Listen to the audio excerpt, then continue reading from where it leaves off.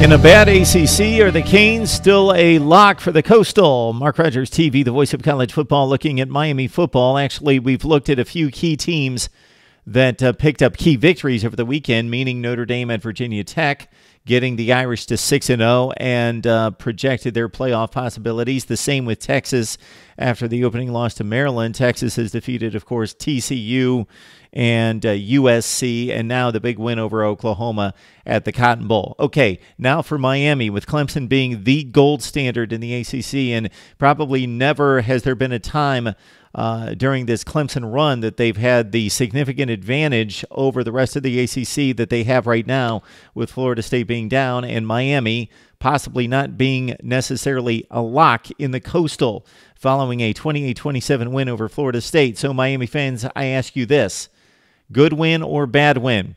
Please like, comment, and subscribe to Mark Rogers TV, the voice of college football. We discuss, debate, and analyze the game like no one else, and we will do it with the Canes. 5-1, so that's 6 games down, 6 to play. 2-0 in the ACC. And again, glass half full or half empty. We've got a big loss to LSU in the season opener. Just rubbish in that game, 33-3 in the third quarter before losing by 16. But that's been 6 weeks ago. Is this a different football team with a different quarterback in play, of course, in N'Kosi Perry? But they haven't beaten anyone. Their best win might be Toledo, a 25-point win in which they had a one-score lead most of the second half before pulling away. Or is it against Florida State, because the Seminoles do have the best talent that they've faced? All right, and look at the glass half full. 27-7 down, regardless of the opponent, is a big deficit to make up, and they made up for it in a hurry. They got a couple touchdowns in about 45 seconds with the long touchdown pass and the turnover and the next touchdown pass to get back at 27-21. They even scored the game-winning touchdown with a whole lot of time left, and their defense was dominant in this game. Let's start right there. The defense only really gave up one drive for a touchdown. Despite giving up 27 points, it was a dominant defensive performance, especially in today's standard of college football. 8 plays for 58 yards for Florida State. That was the one touchdown drive. Other than that, to close out the game in the last 9 possessions to take over the game, as Florida State only mounted 200 yards of total offense in this game, they had an end of half in which Florida State had the ball with enough plays and enough time to do something with it, and Miami shut them down to end the first half. Then Florida State went punt, fumble, interception, punt, missed field goal, and that wasn't necessarily really a drive to get to the field goal attempt. They drove it 27 yards. Fumble, punt, punt. So with the game on the line, Miami closed them down. DeAndre Francois didn't have a chance, and of course, he simply did not have a chance. It wasn't necessarily on him. The Miami defensive front just collapsed the Florida State pocket over and over and over. The defense was great. Joe Jackson, in particular, Jonathan Garvin. Of course, Michael Pinckney had the key interception in which Francois just completely missed him in traffic, underthrew the ball, and just threw the little dump-off screen pass right to Pinckney. All right, let's look at the offense under N'Kosi Perry. Finally lit it up when they needed to in the fourth quarter. 13 of 32 doesn't look good, but there were some drop passes, and maybe he was nervous. Only his second start and his first huge start on the big stage against Florida State on national television. 204 yards passing. That means he was striking for big plays.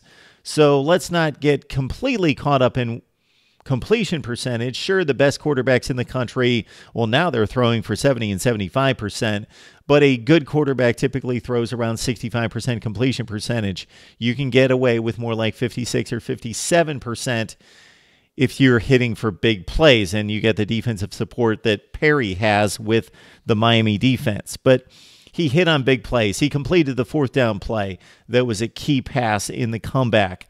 Quick strikes off the turnovers to complete touchdown passes. 4 touchdowns on 13 completions is pretty remarkable, with no turnovers in 32 passes and many more dropbacks. Jeff Thomas, of course, making big plays. Brevin Jordan as well. The run game not necessarily effective against Florida State. Travis Homer, 70 yards on 21 carries. Deejay Dallas has been running like a tank until he faced Florida State with 10 carries for 31 yards. Maybe he should have gotten the ball more to get him rolling. All right, again, it didn't have to be a monumental, furious comeback because they had plenty of time. It was a dire situation, 27-7. You don't want to be down by 20 points. The odds of winning at that point are 5 or 10%, but they still had plenty of time, so they could have run the football more with Deejay Dallas. All right. Coming down the home stretch for Miami in a weak Coastal Division. So we expected preseason Miami 10 or 11 wins, Virginia Tech 8 wins roughly, and then everybody else fighting for position to possibly play with the other two teams. But now we've got Virginia Tech coming out of the gate with a win against Florida State where they looked really impressive. Well, Florida State's not that good. So what does that mean? Virginia Tech makes it through a couple of lightweights, and then they hit Old Dominion, and all hell breaks loose. They lose by 2 touchdowns to ODU on the road. But then they come back and they beat Duke, and they look very impressive. But then the gut check and the reality check against Notre Dame at home, but the Irish might be just that good.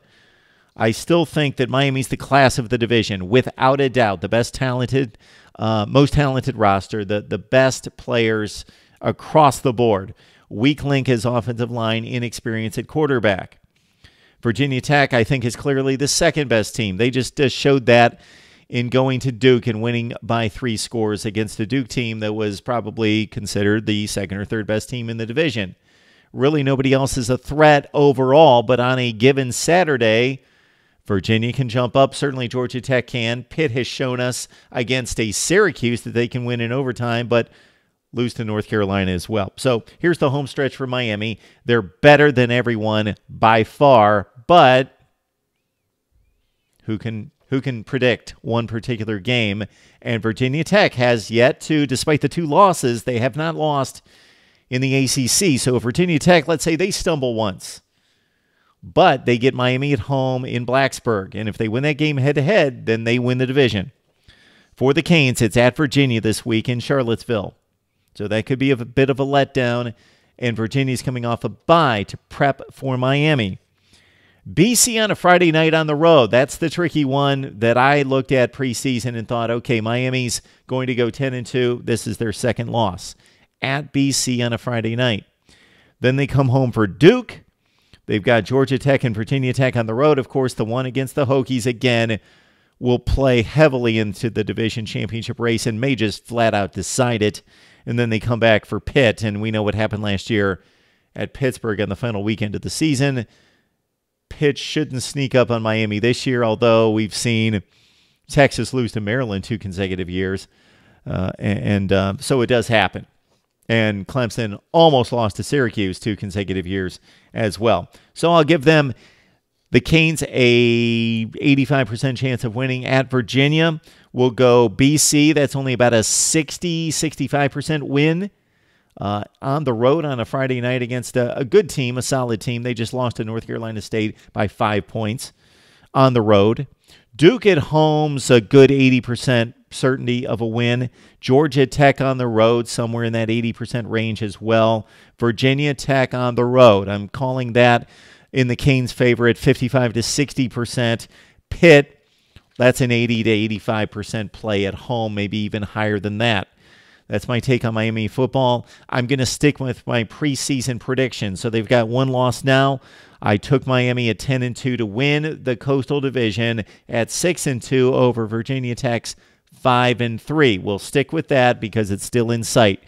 Would love to hear what you have to say. Leave your comments down in the comments section on Miami football, your prediction on the Canes, and the thought of Miami and a rematch in the ACC championship game against Clemson. Let's talk it up right here at Mark Rogers TV, the voice of college football.